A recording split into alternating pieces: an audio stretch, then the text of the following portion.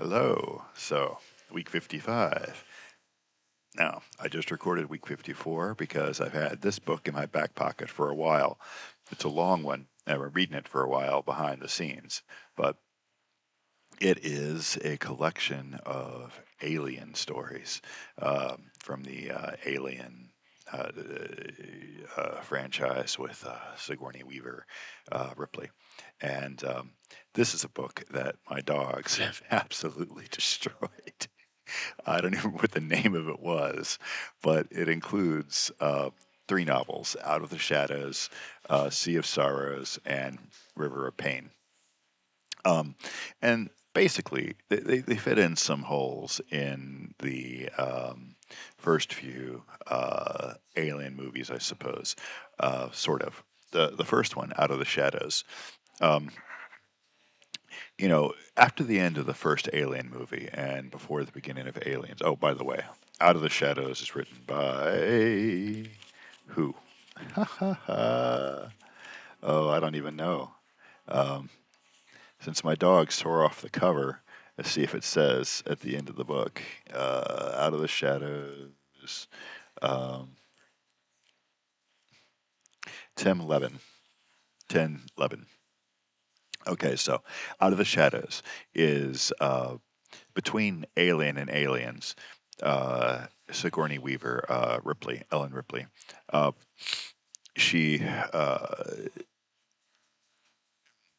um,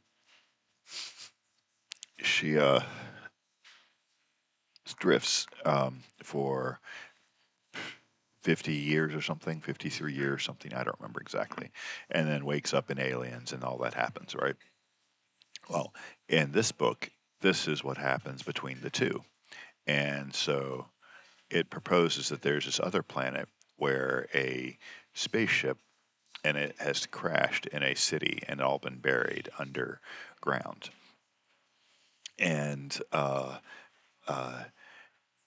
this mining company related to Wayland Yutani is mining this area, and they discover this ship, and so they're interested in this alien technology.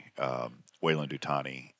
In this universe, I don't know if this is as clear in the movies, but in this universe, they're interested in any alien technology because they're using alien technology to uh, repurpose and to refashion into technology they can sell, they can copyright and sell. So that's what they're very interested in all alien technology. So the ship, they get news of this ship, and so they send somebody to go look at it. And well, of course, aliens show up. They're not the people who created this ship. They're some, but they infected the people who um, created this ship, and so they're salvaging this thing, and aliens show up and they kill most people, and then Ripley shows up in her shuttle, and she's woken up, and well, they go down into the mines to find out what happened. They discover. Well, actually, they know it's aliens because they know the aliens, because the aliens actually come up in a shuttle and are very nearby. The ship is here, and there's this little shuttle over here where the aliens are in the shuttle, and they've got them blocked off for now. But they open it up and they kill them and suffer some losses. One of the aliens gets away into the ship, and they go down to the planet to get the to get an energy cell so they can run the ship.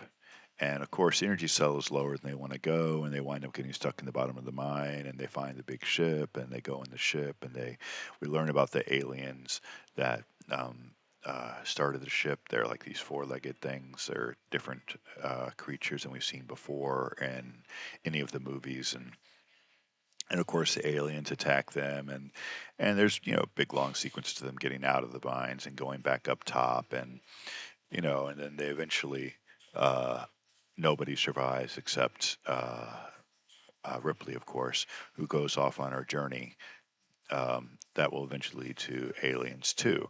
And she won't remember any of this consciously, but she'll have this in her memory as sort of deep memory. And also, the aliens here will know her because the second book, the first one, Out of the Shadows by, is it Tim Libin? Levin? Uh, Out of the Shadows, Tim Libin. Levin. Yeah, Tim Levin. The second book, Sea of Sorrows, takes place on that same planet, but a little bit later, and this is by James A. Moore. So, Out of the Shadows is that book, and the second book is Sea of Sorrows by James A. Moore. And this book, it's in the same planet, but much later, and Ripley is not in this one. But there is an individual who is a uh, descendant of uh, Ripley, and he has this psychic ability to connect with the aliens in some kind of weird way. And so this is where some of these things get weird because we start getting more about the culture and the beliefs of the alien creatures.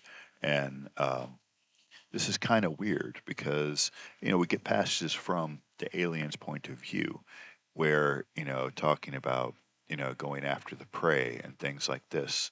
And we get more of this, kind of, the difference between the humans being things to just eat and things to kill, things to threaten them, and things to take unconscious and plant uh, face huggers on. And so we get that tension here, which is very interesting in some respects. But anyway, they go down in the mines and they discover the ship and they discover the aliens and these are Marines and they fight their way and fight their way and fight their way, and a lot of them die and they get back up to the top, and you think, okay, all of these people have got to die, right? But no, there's a surprise.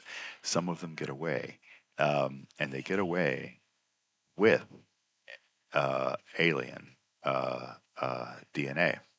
Uh, and this is both part of, um, you might recall in later movies, uh, uh, Earth has acquired alien DNA aliens and are experimenting on them.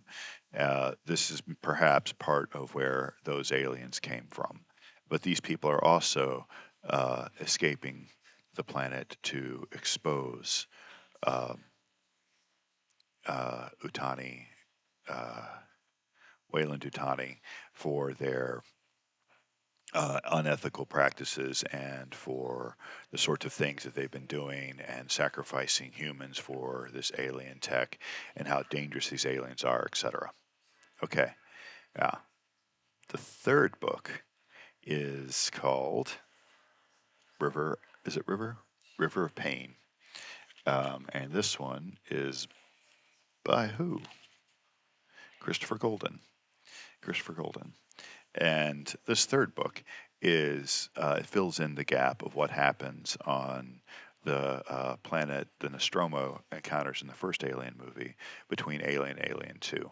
So we meet Newt and Newt's parents and the entire society in which Newt lived. And again, there's a bit of surprise. Some of these people survive too. And that's also, like I said, a bit of a surprise. It's kind of not what you think is going to happen. You don't think any of these people are going to survive, but some of them do. They just don't. They just don't survive on the planet. They leave and get away. So we've got two books in which not everyone is killed by the aliens.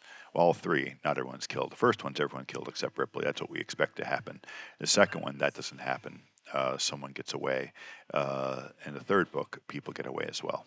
So, um, very interesting. And what are you to make of these? Well, a lot of what happens in these books that is of some interest is, you know, they're just they're just adventures.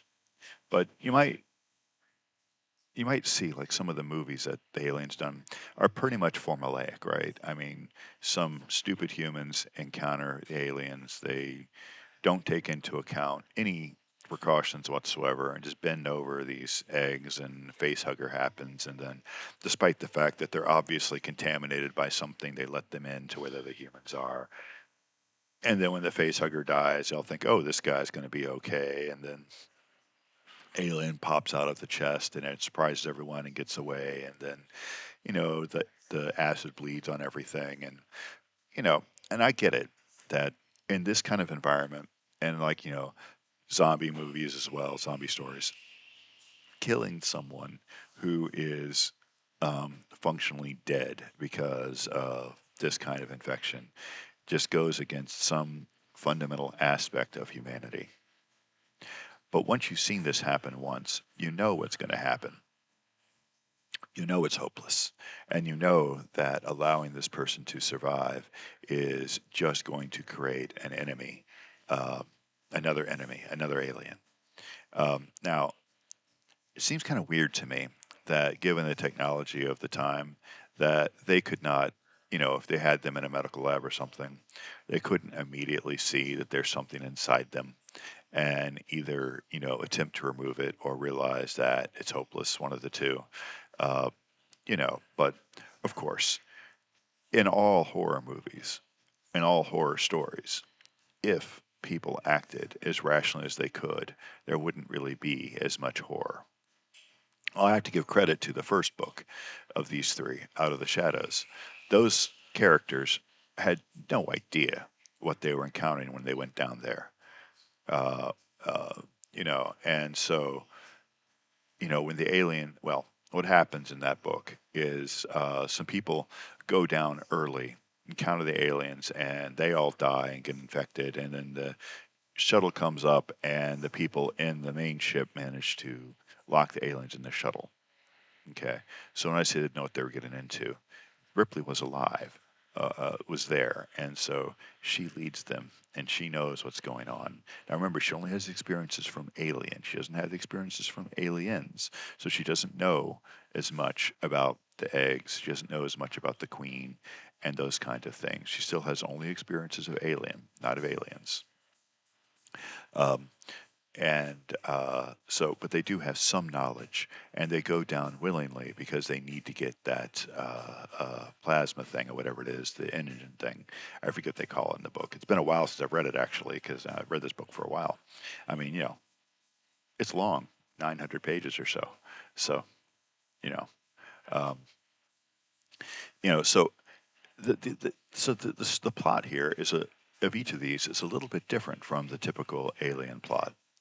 Um, because the characters come in with a little bit more knowledge and respond in a slightly different way. Now, the third book, River of Pain, is probably the one that's most stereotypical because it is, what happens is uh, the ship that had crashed with the, what are they called?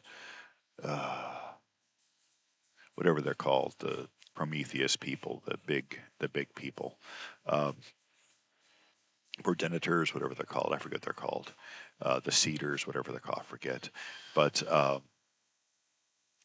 that ship had crashed, and Nostromo went and looked at it, and got infected, and then Ripley destroyed the Nostromo, and then she went for 50 years in this shuttle, and she went through the story in Out of Shadows, and then she eventually shows up at Gateway and is revived, and then um, what happens is while she is being interrogated at Gateway, because we get some bits of her in River of Pain here, we get a replay of these aspects of aliens. The early bits where she's talking with Carter Burke. Um, and so we get those bits. And what she does is between her knowledge and the shuttle's knowledge, they give Wayland Utani the coordinates of the ship. Because remember, this planet, which they named Acheron, which is apparently it's a moon. I don't remember any details from the movies that suggest that, but maybe they're in there. I haven't watched the movies in a bit. Um, but they didn't know where it was on the planet. They find it because of Ripley. And so she's being interrogated about, destroying the Nostromo and, people doubting her story publicly, but at the same time, um, Wayland Tani knew something was there, which is why they put this colony on this completely inhospitable place to begin with. And they find the ship because of Ripley, because between her and her memory and the logs in the shuttle, they find the coordinates where the signal that Nostromo had followed came from. And so they find the ship, and then they go in and they get infected, and, et cetera, et cetera, et cetera. It's actually Newt's family who finds the aliens. It's just like this is a thing, and it's her father who is the first victim, and her mom and her brother are some of the last. And that part of the novel ends with Newt escaping into the monster maze, which is the air vents and stuff, which the grown aliens are too big to give fit through. It's not made as clear in the movie as it is here, but the larger aliens cannot fit in the smaller air vents, and so the room where she eventually escapes to is too small for the aliens to get to, and that's why she's able to survive for a couple of months. And then the novel actually ends with Newt hearing the humans, the Marines as they've arrived, and deciding to go and check them out and see what's going on because she hadn't heard humans in a while. So it's kind of a sad book because you know what's going to happen. You know what's going to happen to Newt. Um, but anyway, so uh, they were fun. They were worth reading. Anything deep? Nah, not really. But like I said, I mean, we did get some aspects of the alien life cycle, some more knowledge of that and how that works, uh, and also the aliens vomiting on people in order to subdue them. In addition to their blood being acid and the face huggers, paralyzing people and choking their necks and this sort of thing. But apparently their vomit also paralyzes people and make them easier to capture and blah blah blah blah blah. So yeah, yeah, yeah. Aliens, again, were they bioengineered by the predecessors or something? I don't remember what the story is, but something like that, because an aspect of the predecessors got pissed off at life and wanted to destroy all life or something, to their anti-life. Anyway, interesting, interesting books, fun to read, not deep, but hey, 900 pages of fun.